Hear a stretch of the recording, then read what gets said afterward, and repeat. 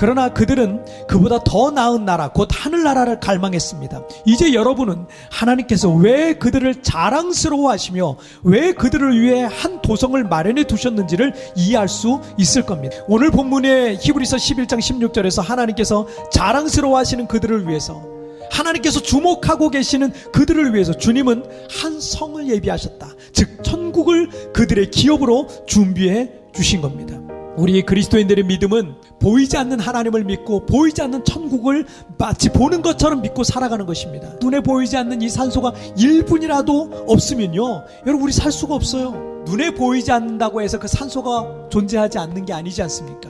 하나님께서 우리의 눈에 보이지 않는다고 해서 안 계신 게 아닙니다. 지금 내 인생 속에 힘들고 어려운 상황들이 놓여있고 인생의 깊은 밤을 지나가고 있는데 주님께서 침묵하시는 것 같다고 해서 하나님께서 안 계신 게 아닙니다.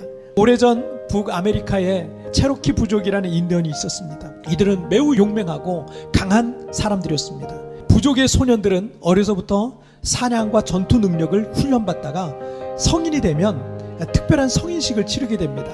아버지는 아들을 데리고 깊은 숲속으로 데리고 갑니다. 그리고 그 아들의 눈을 안대로 가려요. 그 가린 채 그 깊은 숲속에 아들을 홀로 남겨두는 겁니다. 소녀는 밤새도록 이 눈가리개를 벗으면 안 됩니다. 그리고 빛이 전혀 보이지 않는 그 숲속에서 홀로 모든 두려움을 이겨내야 진정한 인디안 전사로 거듭나는 거예요. 소녀는 아무것도 보이지 않는 깊은 숲속의 밤을 홀로 견디며 온갖 공포와 싸워야 했습니다. 맹수들의 으르렁거리는 소리가 들리기도 할 겁니다. 식은땀이 나기 흐르기도 하고요. 나의 심장 소리가 귀에 들릴 정도로 크게 울릴 수도 있고요. 손과 다리가 떨려올 겁니다.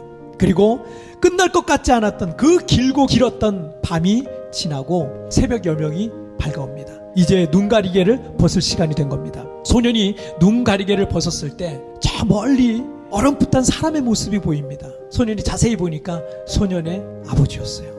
지난밤 소년을 홀로 두고 떠났던 아버지는 사실은 밤새 소년을 떠나지 않고 창과 활을 메고 근처에서 혹여라도 있을지 모를 맹수의 위험으로부터 아들을 지키고 있었던 거예요. 소년은 홀로 있었던 게 아니었습니다. 눈을 가려서 아버지가 보이지 않았을 뿐이지 아버지는 거기에 늘 함께 계셨던 겁니다. 그 아버지는 밤새 아들을 주목하고 있었던 겁니다. 그리고 아버지는 그 밤의 공포를 견뎌내고 성인이 된 아들을 대견하고 자랑스러워 하셨습니다. 내가 인생의 깊은 밤의 공포와 싸울 때 하나님이 내 눈에 보이지 않을 수도 있어요. 하지만 여전히 하나님 아버지는 나를 주목하고 계세요. 그리고 믿음으로 그 밤을 견뎌낸 자녀들을 자랑스러워 하십니다.